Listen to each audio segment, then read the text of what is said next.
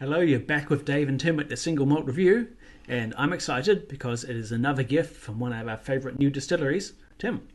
Yes, indeed. I was passed this along by the very good people over at Waiheke Whisky, which we've covered in the past, and I've been really quite excited by. So it's very, very good to get our hands on this one, which is their their work in progress number 2. It's their sampler for what they're wheeling and dealing with, maturing presently, and some of the newer projects they've got on the horizon. So we're going to dig into this one, and it's going to be really fascinating to find out. Dog Years, it's called. Dog-eared, more like. I think this might have been.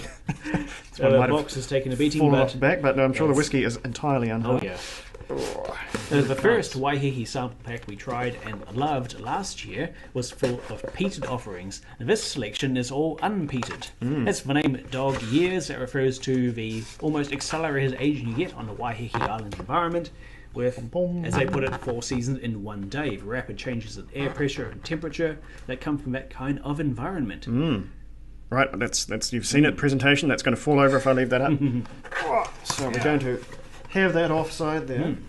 As with the peated selection, we have 1 new make and then 3 much older spirits. In this case, they're roughly 7 years old. 2015 distillation and 2022 bottling. This is my trying to get it out of the box face. There we go. So as part of the intro, we're going to go straight on into the non-peated new make. And last time we got to try the peated new make, so this is going to be quite the revelation to see what the Waiheke spirit is, right on its own, right from the beginning, no peat whatsoever, nothing but just distillery character, which is always such a fascinating angle to get on any distillery, and it's one that you so rarely do from the big commercial examples, because they're not going to let you know that. The new make is so often so hard to drink, but the peated new make from Waiheke was tasty and good in its own right. Where are we? So keen to see 45% ABV. Let's have a wee look.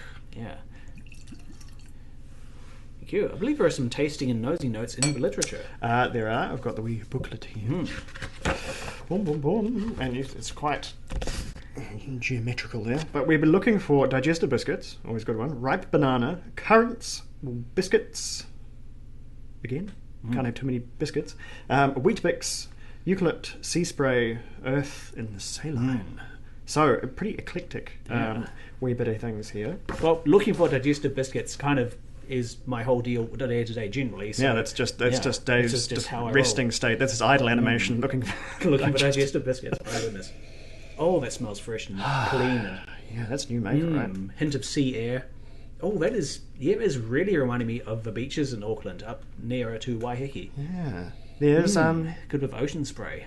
Like it. Non-peated this may be, but there's a real maritime kick here. This is downright salty new make here. And there's a real savoury grain to it.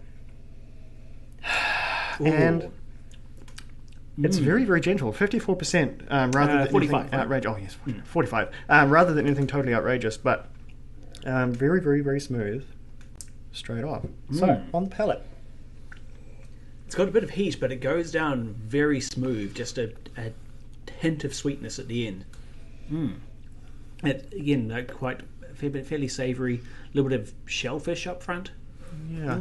Oh wait, no, there it is. The grains, I had to really scramble for that banana, but it's sort of coming in right at the end of that palate there. I do see what you mean, and the biscuits too. Goodness, we found the biscuits. Everyone relax.